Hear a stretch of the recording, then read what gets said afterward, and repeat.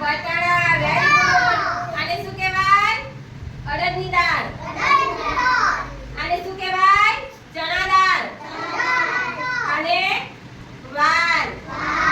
આને શું કહેવાય? નાગલી. નાગલીના રોટલા ખાઈએ ને આપણે? કેવા આવે? લાલ લાલ આવે ને? હા. આને શું કહેવાય? બાજરી. પછી આને શું કહેવાય? કોદરી. કોદરીમાંથી બી શું મળે? શક્તિ મળે, પ્રોટીન મળે. પછી આને શું કહેવાય? લાજગરો. આપણે લાજગરો બી ખાઈએ ને? આપણે ગણપતિ બેસાડે લાડુ બનાવે ને? હા. તાજો એક બાળક આવો એક જણો આવજો એ દી આવે. દી આમ પકડી છો. આ તને કડક લાગે કે પોજો? પકડો.